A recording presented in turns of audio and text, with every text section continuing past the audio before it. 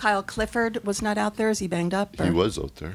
Was Then he gets here before you guys. Then he was doing a Geico commercial, and then he was doing the weather with Channel 4 this morning, up in the helicopter. I'll rephrase. He wasn't out there with the team this morning. He had a, what does Hitch call it? Maintenance day of the game.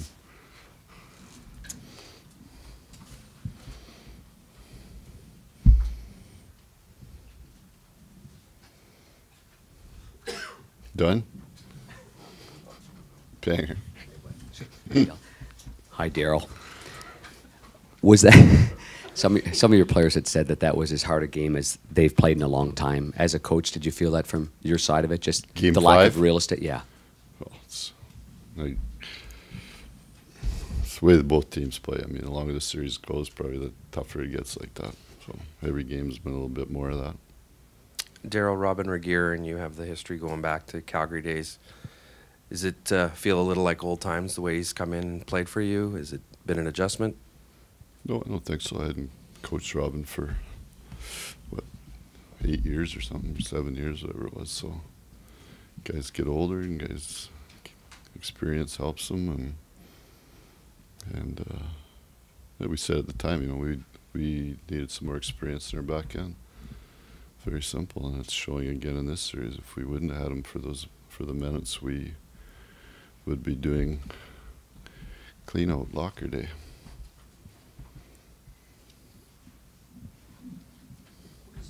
What has the balance been like between gained experience and lost, whatever your foot speed? I guess he was never really a fleet of foot guy, but, obviously he's lost a little physically. He's gained a lot experience-wise. How's that? He still covers a lot of real estate.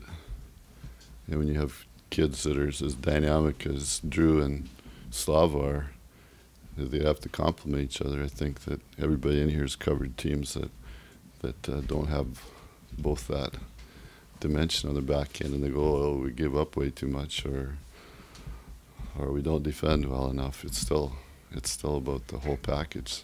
And if the package is not all in one, then it's got to be in two.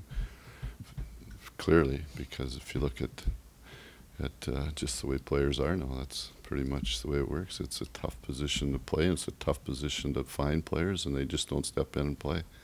We're lucky to have, you look at Voinov, who steps right out of the American League, and Drew came in as an underage guy, but unless they're top-end guys, you have to compliment them. And I think that's what players like Scuderi and Regier, players like that, you see that move, the guys, even guys that move around deadlines are critical guys. I mean, look at the teams that are playing. Look at St. Louis, what they did to bring in guys with that type, that adds a different dimension to their team. Look what Pittsburgh did. Scotty Hannon going to San Jose, those guys add dimensions that obviously teams felt that they didn't have, and you have to have it. When Darryl, when the game changed coming out of the last lockout, they opened up the game. A lot of smaller players had a chance to play. Teams got smaller, but today it's the big teams that are still playing. It's teams like yours, St. Louis, that are thriving, and you all have size. Did that ever change in hockey? Is big and good always going to beat small and good? Well, it's Mark, we've talked about that before. It's the players are all bigger, so if they're just as talented, then bigger does matter. If you look at, everybody says, well, the Los Angeles Kings are a big team. Well, some teams are half an inch taller, some teams are 4 pounds smaller on average. So what the hell's the difference? If we all get on the scales, would we say we had a big team, or would we? But still, hey, big and fast is better than little and fast. No question. When if there's, most series are 6 games, right? So if you play them 7 times, you got to think that there's a lot of wear and tear going on there.